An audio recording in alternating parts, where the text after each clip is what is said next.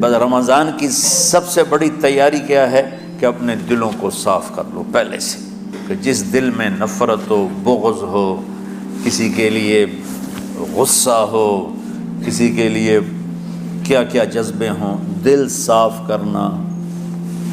ہمارے گھروں میں روزانہ جھاڑو ہوتا ہے، یہاں مدرسے میں روزانہ صفائی ہوتی کہ نہیں ہوتی؟ چونکہ دنیا کی اصل گندگی ہے تو جھاڑو ہاتھ سے نہیں چھوٹ سکتا۔ حرم شریف میں دیکھا کیسے چاروں طرف خدام پھر رہے ہوتے ہیں برش لے کر، تو دل پہ غبار ایسے آتا ہے جیسے صحن میں غبار آتا ہے، دل پہ گندگی ایسے آتی ہے جیسے صحن میں آتی ہے۔ تو ہم نے نظام بنایا ہوا ہے، لوگ وہ کر رہے ہیں، وہ روزانہ جھاڑو دیتے ہیں۔ تمہارا دل ایک آنگن ہے، ایک صحن ہے، اس میں بغض، نفرت، حسد، پتہ نہیں کیا کیا گندگیاں آئیں گی اور آتی رہیں گی۔ بچوں ایک کام کرو، جھاڑو پکڑ لو، صاف کرو۔ یا اللہ معاملہ تجھ سے کرنا ہے، لوگوں سے نہیں۔ کسی نے برا کہا، کسی نے غیبت کی، کسی نے گالی دی، کسی نے دھکا دیا، کسی نے حق مارا، کسی نے کچھ کیا، یا اللہ تیرے سپرد میں نے اپنے دل کو سب سے صاف کیا، میں نے اپنے دل کو سب سے صاف کیا۔ یہ اتنی بڑی عبادت ہے کہ بڑے بڑے نفلوں والے، تہجد والے، حج عمرے روزے والے تمہیں نہیں پکڑ سکیں گے، چونکہ اس کا کرنے والا دنیا میں کوئی نہیں۔ نفل پڑھنے والے تو بے شمار ہیں، عمرے کرنے والے بے شمار ہیں، علماء بے شمار ہیں، حاجی بے شمار ہیں، سخاوت کرنے والے بے شمار ہیں، لیکن اس ٹکڑے کو صاف کرنے والا لاکھوں میں ایک بھی نہیں ہے۔ مشکل کام ہے، آپ یہ سیکھ لیں، صاف کرو، صاف کرو، صاف کرو۔ یہ رمضان کی سب سے بڑی تیاری اور علم کو حاصل کرنے کی سب سے بڑی چابی ہے کہ اپنے دل کو کھلا کر لو۔ کوئی چیز خالی ہوگی تو کچھ آئے گا۔ جس دل میں بغض بھرا ہو، نفرت بھری ہو، حسد بھرا ہو، کینہ بھرا ہو، اس میں خاک آئے گا، اس میں تو علم کی ایک کرن بھی نہیں آئے گی۔ اس زبان سے چاہے جتنے مرضی موتی بکھیرے، دل اس کا اندھا ہوگا۔ لا تعمى الابصار ولكن تعمى القلوب التي في الصدور۔ یہ آنکھوں سے اندھے نہیں، دل سے اندھے ہیں۔ تو بچوں اپنے دل کو صاف کرنا سیکھو۔ وہ کتنی مشہور حدیث ہے، آپ نے کہا اس دروازے سے ایک جنتی آ رہا ہے، تو ایک انصاری صحابی داخل ہوئے، جوتا ہاتھ میں، داڑھی میں وضو کا پانی۔ اگلے دن اس دروازے سے ایک جنتی آ رہا ہے، تو ایک صحابی آئے، ہاتھ میں جوتا، داڑھی میں وضو کا پانی، وہی صحابی۔ اگلے دن اس دروازے سے ایک جنتی آ رہا ہے، تو وہی صحابی 3 دن جنت کی بشارت لی۔ اس صحابہ کی جماعت میں ایک شخص ہیں جن کا نام ہے عبداللہ بن عمرو بن عاص۔ ان سے بڑا عبادت گزار صحابہ میں کوئی نہیں تھا، نہ سابقین میں، نہ متاخرین میں، نہ پہلوں میں، نہ بعد والوں میں۔ ان کی عبادت کیا تھی؟ ساری رات جاگنا، سارے دن کا روزہ، اور ایک ختم قرآن صبح سے شام۔ اتنی اللہ نے طاقت دی تھی۔ پھر وہ غلوب والی بات آ گئی، ایکسٹریم ہونے والی بات آ گئی۔ ان کی شادی والی رات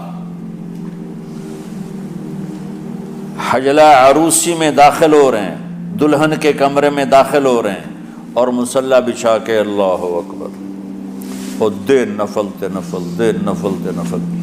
تو ان کی بیگم نے دیکھا تو وہ بھی خیر کا زمانہ تھا، انہوں نے بھی وضو کیا اور پیچھے مصلی بچھا کے وہ بھی فجر تک نفل پڑھتے رہے۔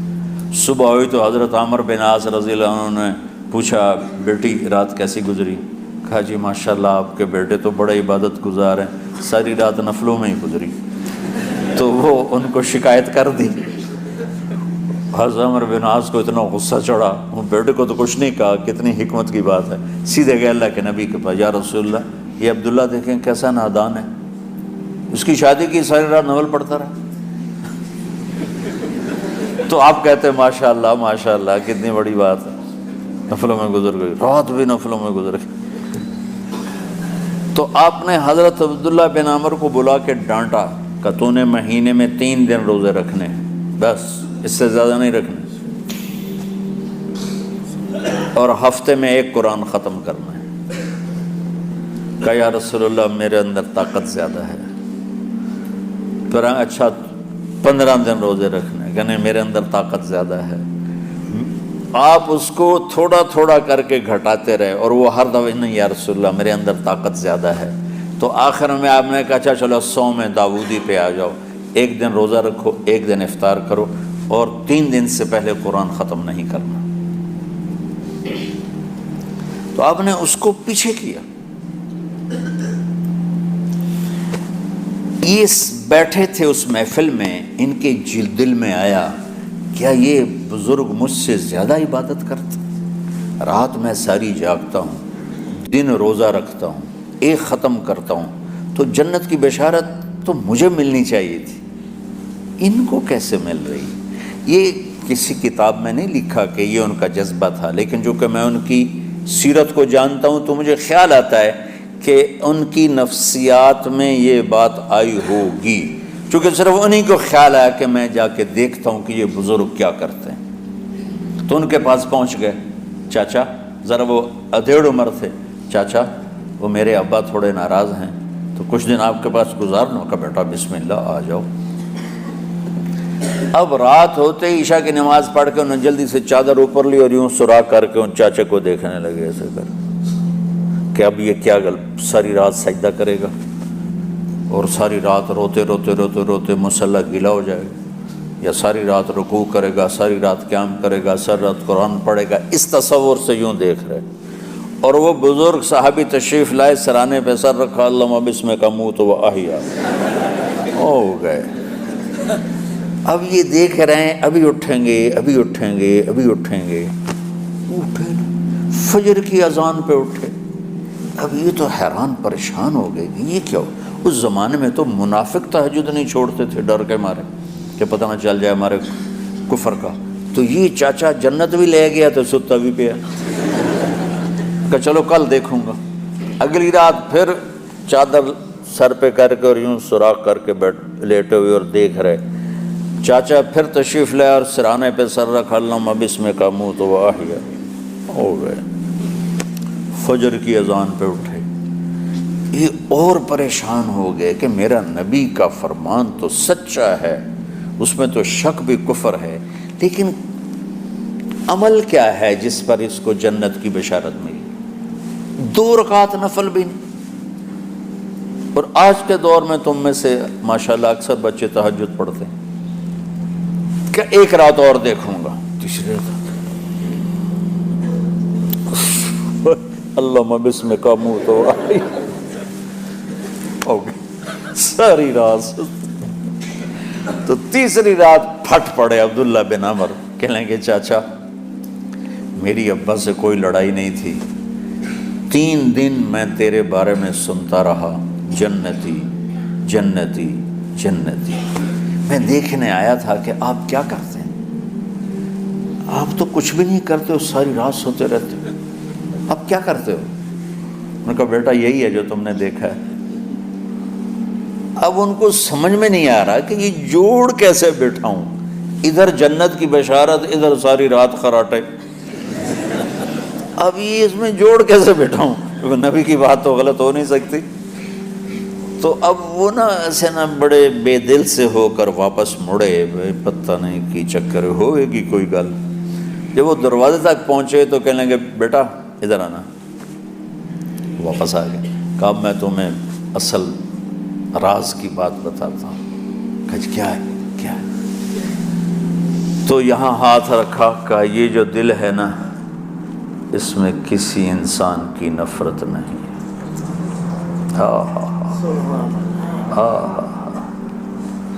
اور جب اللہ کسی کو رزق دیتا ہے، عزت دیتا ہے، مجھے کبھی حسد نہیں ہوا، مجھے خوشی ہوتی۔ تو عبداللہ بن عمر نے کہنا تھا ہاں یہ بات ہے، نہیں، انہوں نے کہا ہاذا ہوا، اچھل کے کہنے لگے ہاذا ہوا، ہاں ہاں ہاں ہاں یہی ہے یہی ہے یہی ہے۔ پھر کہنے کہ چاچا پر یہ میرے بس کا نہیں ہے، کون کرے گا یہ؟ اتنے بڑے آدمی ہو کر کہہ رہے ہیں کہ یہ میرے بس کا نہیں۔ تو بچوں، دنیا میں جنتی بننا ہے اور علم اللہ سے لینا ہے تو اسے صاف کر دو،